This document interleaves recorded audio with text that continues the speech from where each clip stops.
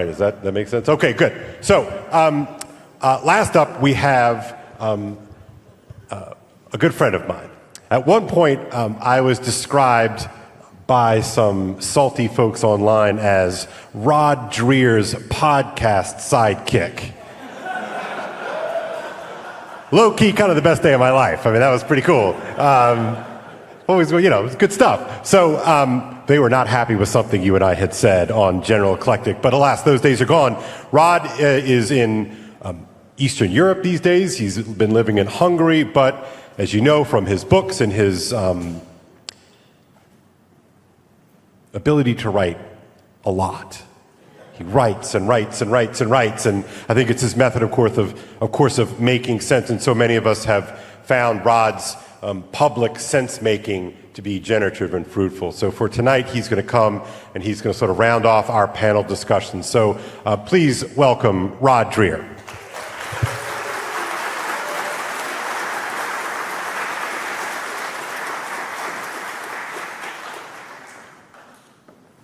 Well, thank you, Cale. You may or may not know this, but Cale and I are both South Louisiana guys, and we share a birthday. But we've been February 14th, so we've been friends for a while, and Cale's friendship is one of the great blessings of my life, and I'm so happy to be here. I'm going to talk to you today about a film that is very close to my heart, and I think it plays in perfectly with the topic and the themes of our meeting. We're talking this weekend about fellowship in the Spirit, about our longing for community, and obstacles to finding community. Saving wisdom can come to us from the strangest places, if we're open to it. This was my experience with one of the most profound films I've ever seen, one that has had more effect on my life, in particular my life as a Christian, than any other. It's an obscure and difficult Russian-Italian movie that you almost certainly have never seen, but that I've seen a number of times and have bored my Substack readers to death talking about. It's called Nostalgia, and it was the first film the great Soviet director Andrei Tarkovsky made in the 1980s after his exile from the Soviet Union. Even fans of Tarkovsky's better-known works, Andrei Rublev, Stalker, and Solaris, struggle with this one. But for me, it's second only to Dante's Divine Comedy and how the Holy Spirit used art to reach deep into my soul and draw me out of the dark wood of my own head. I want to tell you today about this movie and what it has to say to us lonely, sometimes alienated people who are struggling with the meeting crisis. So Tarkovsky made this film about himself and his own loneliness in his exile in Italy and in the West more generally. He was very far from his native Russia and his family, and he suffered a lot of inner pain because he could not communicate well with the people of this foreign land. It wasn't just about language. It was about a lack of shared culture, of shared sensibilities, and it really pained him that he could be living there among people he was close to and not cross that barrier in some important way. So in the film, the protagonist is a Russian writer named Andrei Gorchakov, who is in Italy doing research for a book about a Russian composer of the past who had lived in exile in Italy, but who had eventually returned home out of nostalgia for what he had left behind. Yet Gorchakov, the writer, is so paralyzed by his own nostalgia that he could not work. He was there in Italy to do research, and he couldn't focus on anything. He couldn't get out of his head. The director, Tarkovsky, once told an interviewer, the title of Nostalgia denotes yearning for something which is far away from us, for those worlds which cannot be united. But it is also the yearning for our native home, for a sense of spiritual belonging. It's a longing for heaven, yes, but it's also a longing to belong to a community. And this is what the writer Gorchakov desperately craves. Here's an important point about the concept of nostalgia as Tarkovsky means it. He told an interviewer, quote, And we Russians, for us, nostalgia is not a gentle and benevolent emotion as it is for you Italians. For us, it is a sort of deadly disease, a mortal illness, a profound compassion that binds us not so much with our own privation, our longing, our separation, but rather with the suffering of others, a passionate empathy, unquote. For Russians, nostalgia is not just a longing to the past, but it is a melancholic phenomenon tied tightly to spiritual yearning, especially spiritual yearning for ultimate harmony.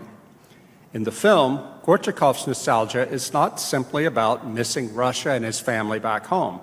It's about the struggle to find meaning, to find unity, and to make connection in a fragmented world. The drama in the movie is about Gorchakov's inner struggle for belonging and how he finds his way out of the prison of his own mind. Now, this struggle has important lessons for us. Please forgive me for all of the exposition I'm going to have to provide you to bring out the film's meaning and to explain how it relates to our problems, but this is all going to become clear soon enough. The film Nostalgia opens in a misty field outside a country church. Gorchakov has asked his Italian translator, Eugenia, to drive him out to this church so he can see a famous 15th century fresco of a Madonna pregnant with the Christ child. Gorchakov wants to go because he's thinking about his pregnant wife back home and wants to be reminded of her. Pious Italian Catholics in the film see this fresco as a fertility image. So when Eugenia and Gorchakov arrive, the writer is so overwhelmed by depression that he can't even get out of the car and cross the field to enter the church. So Eugenia goes in anyway. Inside the mysterious country church, Eugenia, who's a modern woman from Rome, very sophisticated and cosmopolitan, she witnesses a strange rite, almost pagan. A group of black-clad peasant women are proceeding down a side aisle of the crypt towards the fresco. They're chanting and carrying on a platform a statue of the pregnant Virgin Mary. They are there to pray to the Mother of God, asking her for intercession so that they might become pregnant. Again, they see this as some sort of weird quasi-pagan fertility image. So Eugenia is intensely curious about what's going on there. And as we later discover, she deeply desires to be married and presumably to have children. But as a sophisticated cosmopolitan feminist, she cannot bring herself to join those prayerful peasants. A kindly older sacristan approaches Eugenia and asks her if she's there to pray, seeking to be pregnant. No, she says, I'm just looking. She's standing aside. She's just observing. He gently responds to her, if there are any casual onlookers who are not supplicants, that is, one who comes with humility to petition God, quote, then nothing happens. What is supposed to happen, she asks. Whatever you want, whatever you most need, he says, but you have to at least kneel. Eugenia tries very briefly to kneel, but she can't manage it. She lacks faith. More to the point, she lacks the capacity for humble sacrifice. She won't even sacrifice her pride enough to kneel. Soon after, she asks the sacristan why women pray more often than men. Well, you should know, he replies. He's just a simple country cleric. Well, she doesn't know, suggesting in Tarkovsky's anti-feminist view that she is alienated from her true nature as the generator and nurturer of life. The sacristan tells her in an almost trembling voice that women are meant to bear children and to raise them with patience and sacrifice. Is that all we're good for? Eugenia demands. I don't know, replies the sacristan. This implies that they might have other roles, but their primary role is a generator of life and a nurturer of new life. Well, Eugenia, the feminist, is really offended, and she whirls around and turns to leave. Wait, he says, you want to be happy, but there are more important things in life than happiness. Well, that scene sets up the film's core lessons. First, it shows us through Gorchakov's inability to enter the church that an unwillingness even to open ourselves to encounters with others guarantees that we will be bound to our isolation. Second, it shows through Eugenia's own self-imposed barriers to change. She's unwilling to participate in a Christian ritual that she apparently finds weird and low-class and beneath her. Third, she rejects the simple sacristan as a potential source of wisdom because he offends her in her feminist beliefs. He might have been wrong about it, but she won't even talk to him after that. She gets her feelings hurt. And fourth, she cannot or will not humble herself in any kind of sacrifice, however small, for the sake of talking to God, of petitioning God. And finally, she makes personal happiness her greatest good, when she ought to make more serious things, like the search for God or the search for the truth, her highest goal. As you know, it's well established in wisdom literature, as well as in contemporary social science, that happiness is the byproduct of the search for other things, or the commitment to other things. So as the film continues, we get to know Gorchakov as a man who is paralyzed by his life in Italy. As I said, he's there to research a book, but he is indifferent, insensible to all the beauty around him, because all he can think about is home and that sense of harmony he felt there. There's a long, silent scene of Gorchakov settling down in his hotel room in Tuscany. Tarkovsky, the director, uses one simple gesture, Gorchakov reflexively reaching for a light switch that isn't there, to convey to the viewer that his protagonist is physically present in that hotel room, but in his mind, he's dwelling somewhere else. That is, at home in Russia, where he automatically knows where the light switch is. So Gorchakov and Eugenia settle in a hotel next to an ancient thermal bath called Bagno Vignoni. It is said that St. Catherine of Siena once took the waters there. While they're there, they meet Domenico, a local madman, a harmless man of late middle age, but still a fool. Because Tarkovsky is Russian, you know that this fool is probably what the Russian Orthodox call a holy fool, a madman through which God will reveal something important. So we learned that Domenico used to be a father and a husband, but was so afraid of some coming apocalypse that he kept his wife and children hostage in an old house in a village to try to protect them from disaster. After 7 years, the police found out about it and set them free. Of course, they fled their jailer, Domenico, who now lives in the leaky ruins of the house and wanders the town, confused, alienated, and misunderstood.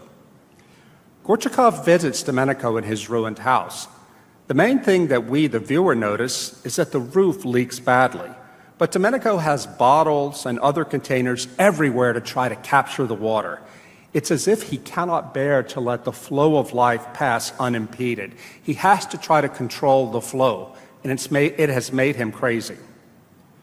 Yet somehow, Gorchakov feels a deep, unspoken connection to this tormented man and tries to befriend him.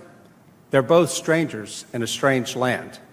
The filmmaker gives us signs and symbols that tell us what tortures Domenico is the same thing that tortures Gorchakov, a profound desire for harmony and connection. On the wall of his hovel, Domenico has scrawled graffiti that reads, 1 + 1 = 1, that two, in his ideal, two can come together to form a unity. Well, it emerges that Eugenia, the translator, is in love with her Russian client, but he cannot get him to show any interest in her. Now, it's true that Gorchakov is married, but we get the impression that his lack of romantic interest in Eugenia is not so much out of personal virtue as it is a function of his being dead to the world, a brain on a stick. For her part, she seems incapable of understanding why a lonely man would deny himself the happiness of sex with his wife so far away. Remember what the sacristan told her, that she wants happiness more than anything, but there are more important things in life than happiness. Eugenia sees Gorchakov as a man who will deliver her from her loneliness if only he'll pay attention to her. He will deliver her from her unhappiness, so she suffers from her inability to connect with him.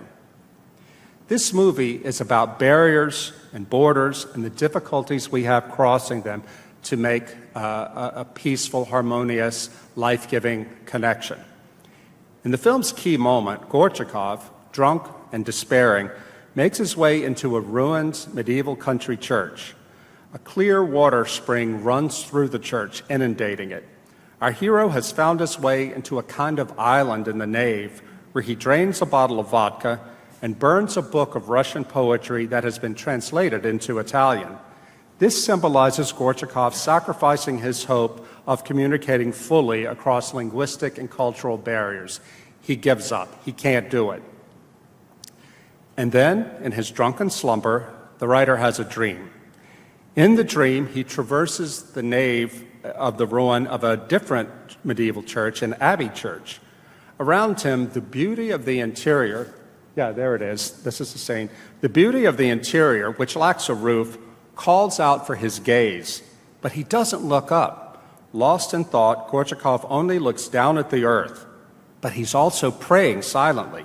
So we hear, remember this is a dream, we hear a conversation between St. Catherine and the Lord. St. Catherine, Lord, do you see how he's asking? Say something to him. God says, but what would happen if he heard my voice? St. Catherine, well, let him feel your presence. God, I always do, but he's not aware of it. Now, this is important. In fact, this is the key moment of the entire film. God really is present, and he's trying to connect with this poor man. But Gorchakov is so trapped inside his own head that he cannot open himself to this sacred connection. Sad and defeated, the writer decides to abandon his Italian project and return home to Russia. But then, something amazing happens. Earlier in the film, the holy fool Domenico asks Gorchakov to complete a task for him. Domenico has been trying to cross that thermal bath holding a lit candle, going from one side to the other. This, Domenico believes, is a ritual necessary to save the world from apocalypse. But every time he tries, the people of the town stop him, seeing this attempted gesture nothing more than the pointless act of a crazy man. Would you carry the candle for me? He asks Gorchakov, who agrees to do it. So just as he's about to leave his hotel for the airport, Gorchakov finds the half-burned candle in his coat and decides to delay his departure to go home to what he thought would make him happy for the sake of carrying out this act for Domenico. There's no reason for it at all. He doesn't know where Domenico is, and besides, it's crazy. Nevertheless, Gorchakov decides to complete the task as a gesture of love and solidarity for a fellow sufferer, a fellow lonely man whom nobody understands. So when he arrives at the thermal bath, Gorchakov finds that it has been drained for cleaning.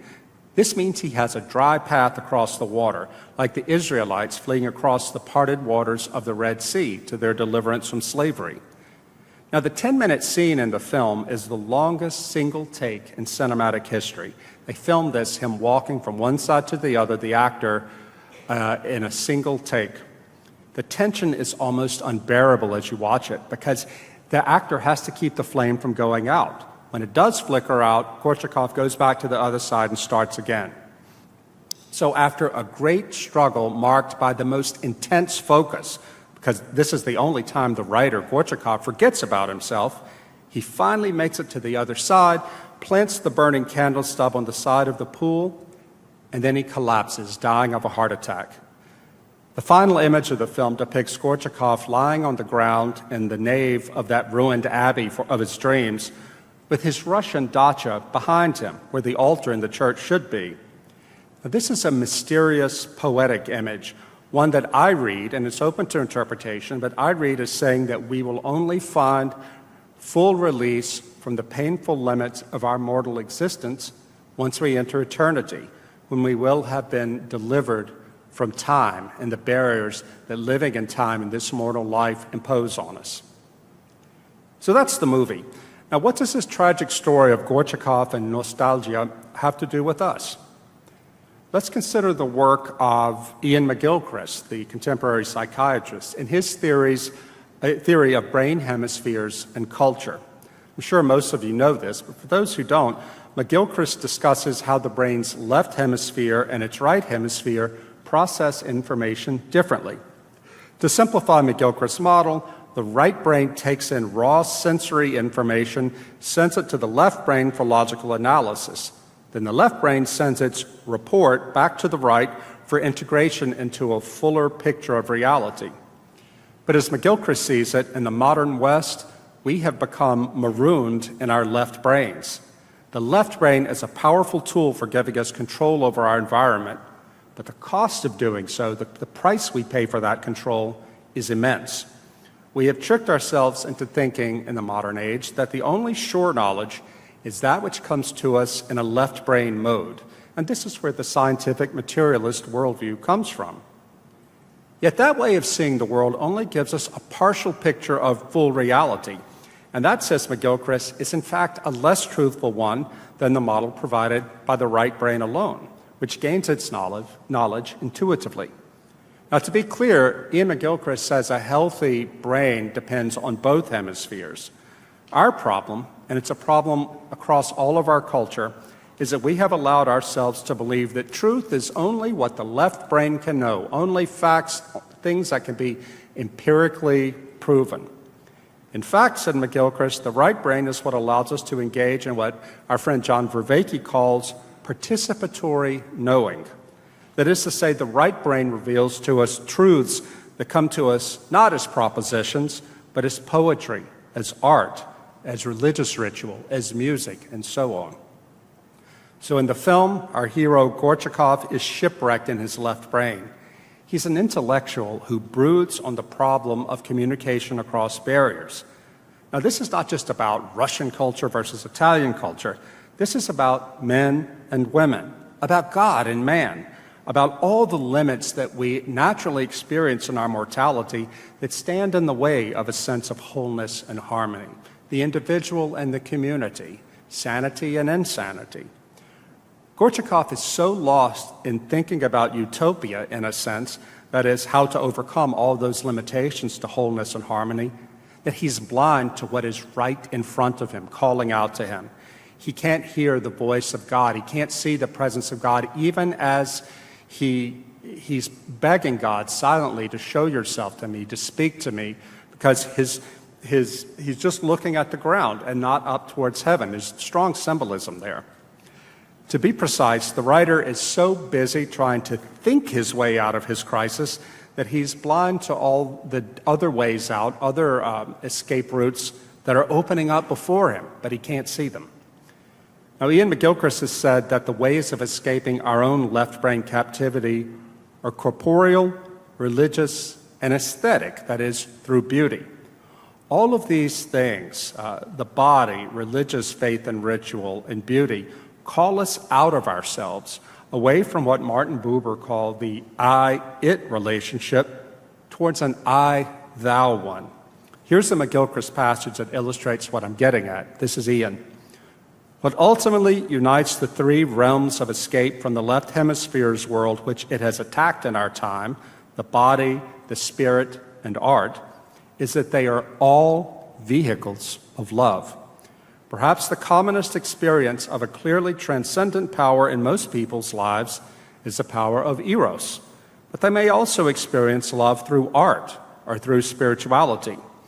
Ultimately, these elements are aspects of the same phenomenon, for love is the attractive power of the other, which the right hemisphere experiences, but which the left hemisphere does not understand and sees as an impediment to its authority. Ian goes on. Through these assaults of the left hemisphere on the body, on spirituality, and on art, essentially mocking, discounting, or dismantling what it does not understand and cannot use, we are at risk of becoming trapped in the I-it world, with all the exits through which we might rediscover the I-thou world being progressively blocked off. Close quote. So we see this in Gorchakov's life in ways I've already mentioned. We see this in Domenico's life. He was so terrified of losing his family in an apocalypse that he basically killed the family, so to speak, as a family unit by trapping them in a house for 7 years to impose his control on them for what he thought was their own good, but he destroyed what he couldn't control. His desperation to control the flow of experience manifests today in his crackpot attempt to collect all the water that drips through the roof of his hovel. And we see this too in Eugenia's life. She wants to be happy. She desperately wants to be happy.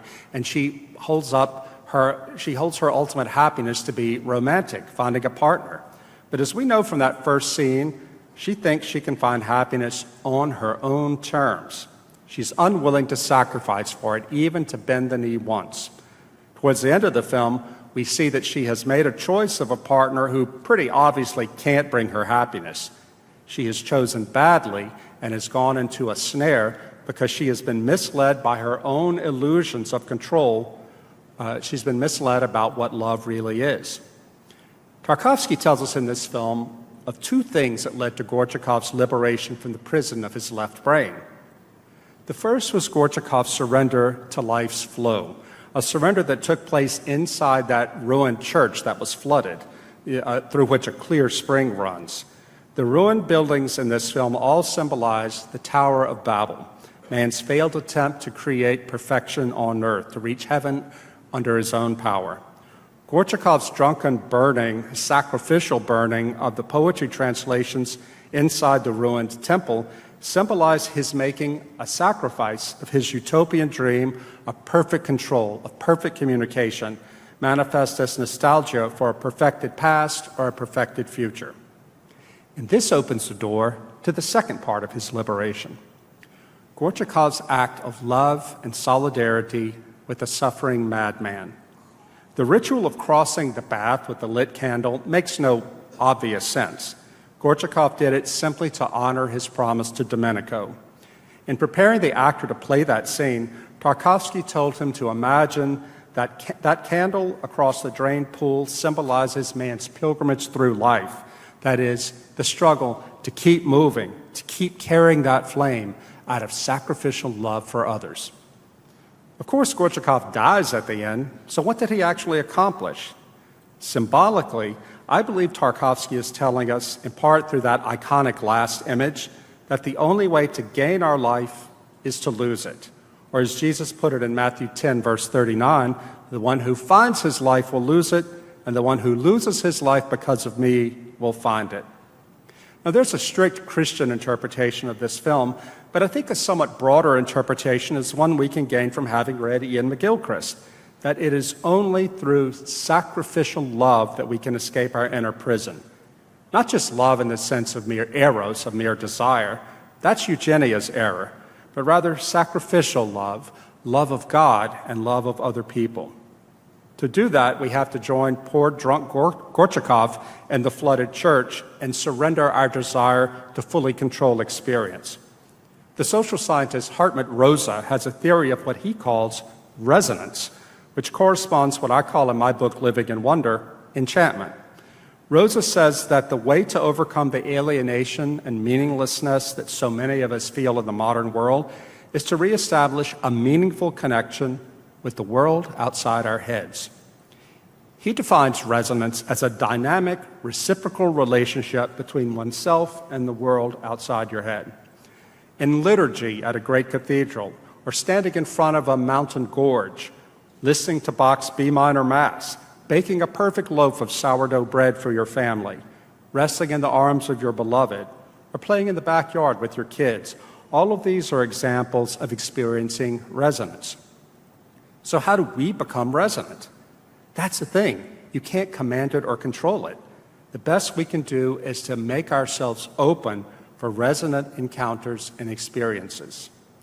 You cannot resonate with a person or a thing if you don't see them. That is, if you don't place yourself in some way in front of them, if you don't enter into the arena. In the film's opening scene, remember, Gorchakov couldn't bring himself even to enter into the country church to see the painting. Eugenia did go in, but she refused to put herself in a receptive mindset, which might have allowed her to see the truths really present not only in that fresco, but in the ritual the simple peasant women were performing. She would not sacrifice control of the situation and her own very modern interpretation of what was happening there. Put another way, she was unwilling to risk being changed by visiting that church. So for her, resonance was impossible. In the same way, Gorchakov is so locked into his controlling left brain way of seeing the world that he could not perceive God reaching out to him. When in that dream sequence, St. Catherine asked the Lord to answer him, Gorchakov's prayer, the Lord asked, what would he do if I spoke to him? That question implies, the poor man is calling on me, but he's really not open to hearing from me. Resonance or enchantment requires openness to experience. into being changed by experience. And this implies accepting uncertainty, accepting risk, and accepting imperfection. To make the quest for perfection our goal in this life is to close ourselves off not only to the capital G good, but also to miss the indirect ways that we must approach temporal bliss. It's a paradoxical truth. If you want to be truly happy, you got to give up the search for happiness. Finally, being able to live resonantly requires accepting that resonance flows in and out of our lives, just like water. You can't capture it and make it permanent. The fact that we are incapable of dwelling within enchantment or resonance as a permanent state does not mean that the world is ultimately meaningless. It rather means that we are limited creatures. We are bound in time. We're given only to fleeting glimpses of bliss that await us in eternity. This, I think, is why Gorchakov, though he dies in the end after a seemingly pointless gesture, is a kind of hero. In 1981, J.R.R. Tolkien mused in his diary about what people could learn from stories in which the hero was, quote, a total loser. Tolkien concluded, quote, truth does not exist in itself. It lies in the method. It is the way. The way. This is the secret of participatory knowing, that we only really discover the truths that make life worth living through experiencing them. Gorchakov's intellectual ruminations got him nowhere. It was only when he stepped out of his mind, driven by agape love for a suffering stranger, and started walking across that pool, that our hero left the slavery he experienced in his own personal Egypt and started his pilgrimage in his heart and in his frail body with its weak heart to the promised land. Tolkien's line about the truth being not a proposition, but rather the, quote, method, the, quote, way, is a very orthodox Christian insight. In this view, the truth is only truly apprehended, made manifest in the act of living it out, which includes the quest for it. Yeah, Gorchakov dies at the end, but his failure is an important one, for it manifests a saving truth. Nostalgia also insists, and this is a really big theme of Tarkovsky's, that only through sacrifice can we open the door to the transcendent. The final image of Nostalgia has snow falling into the ruined abbey, which has no roof, remember. It brings to mind a line from Tarkovsky's great 1966 film, Andrei Rublev, in which the title character, a medieval iconographer, a monk who paints icons, stands in a church that has just been sacked by the Mongols. He stands there in the ruins of the burning and the sacked church as the snow begins to fall.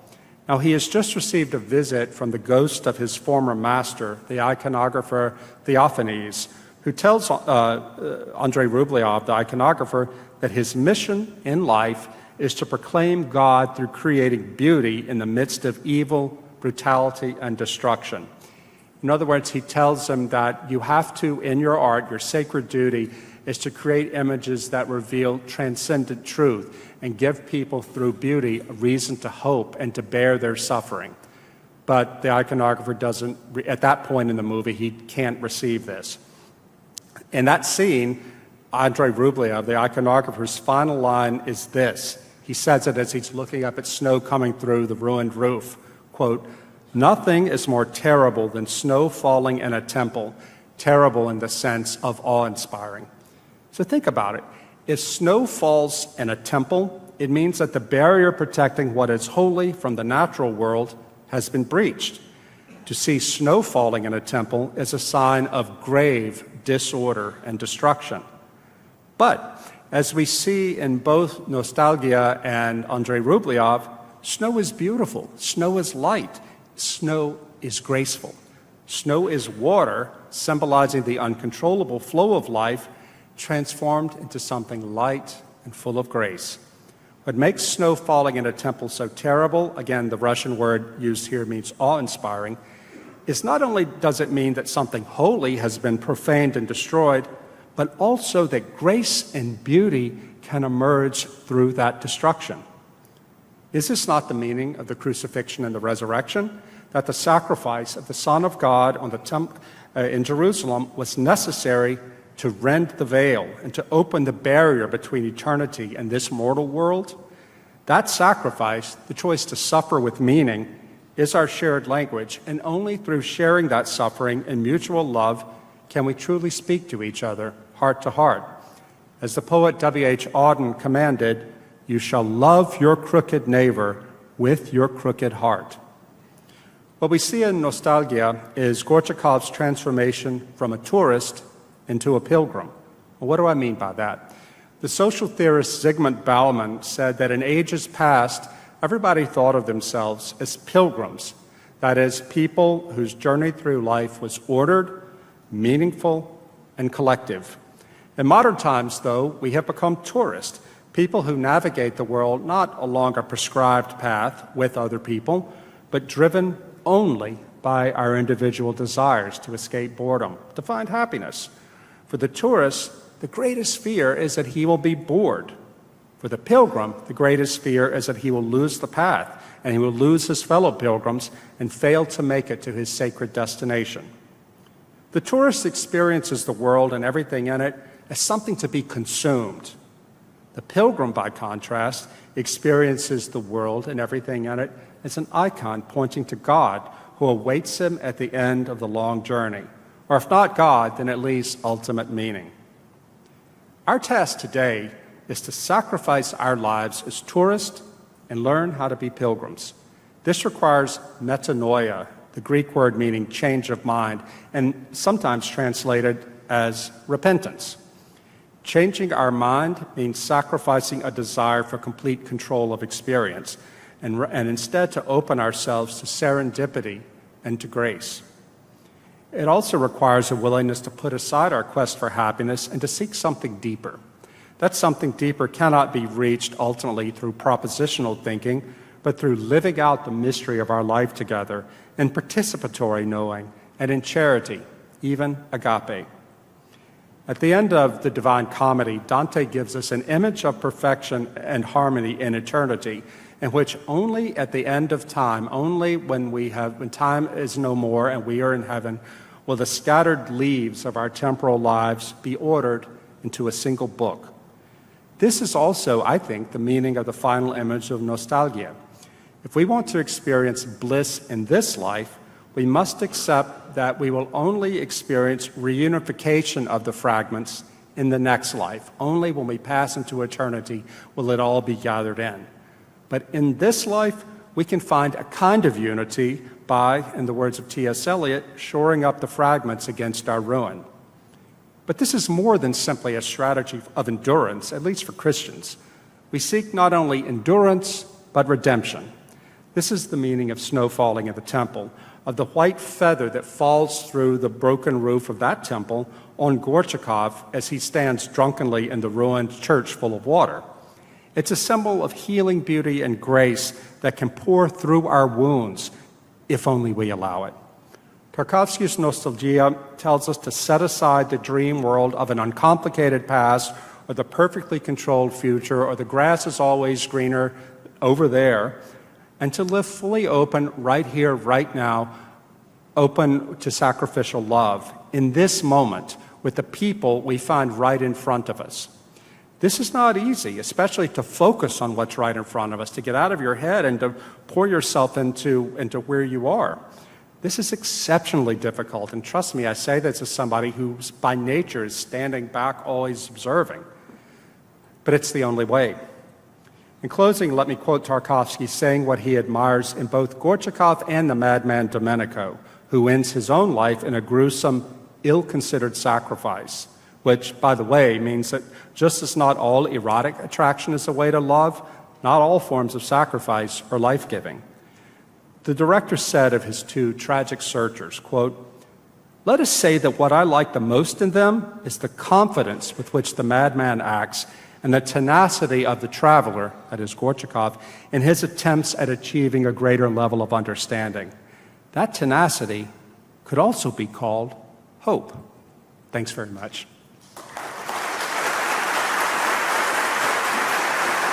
Thank you.